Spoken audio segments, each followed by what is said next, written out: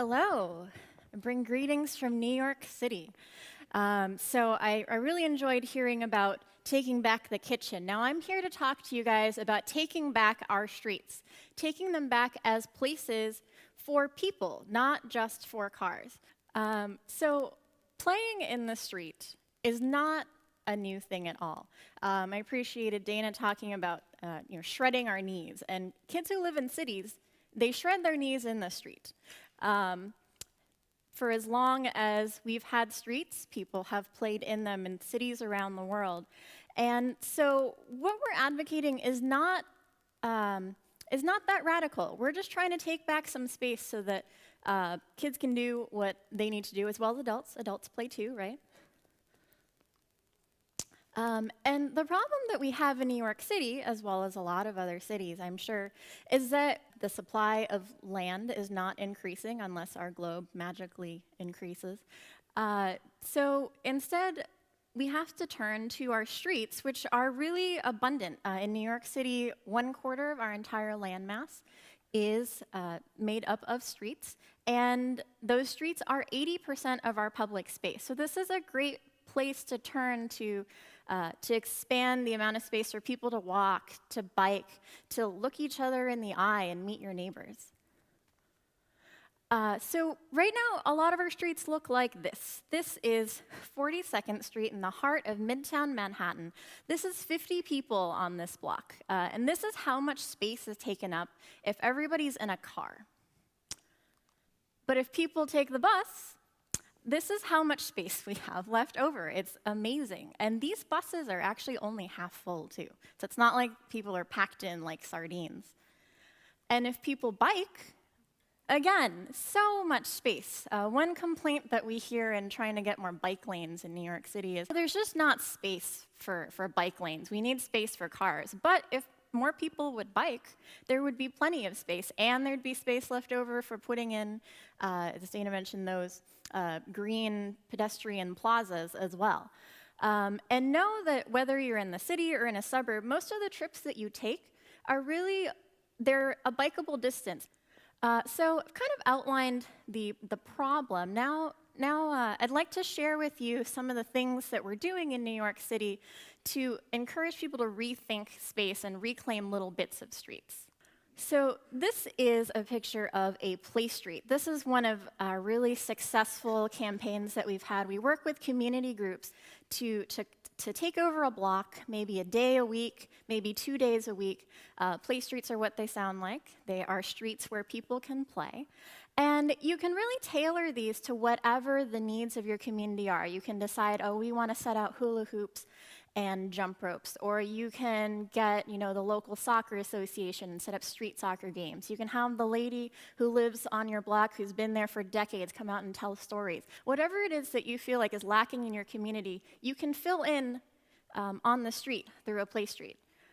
And providing this space is particularly important in neighborhoods that have low open space, as I spoke to, as well as neighborhoods that have a really high rate of obesity, which is increasingly a really alarming problem in our country. Move forward.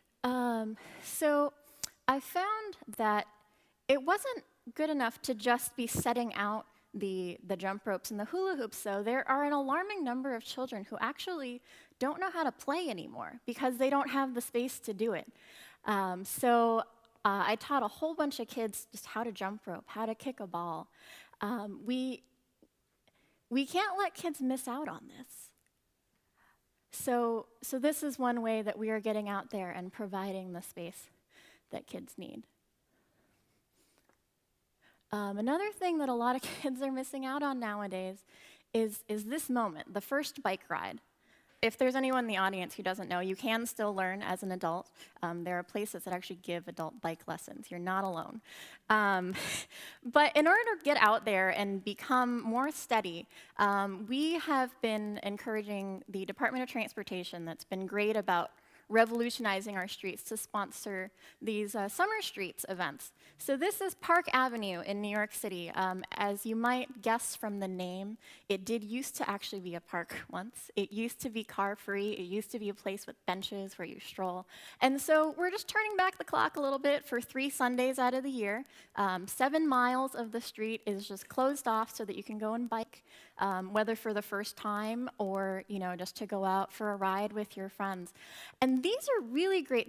They're these huge events that really show people who might not otherwise be engaged in going to their community board and asking for more bike lanes to hang out here and then start thinking, why isn't it like this more often? I want this every day.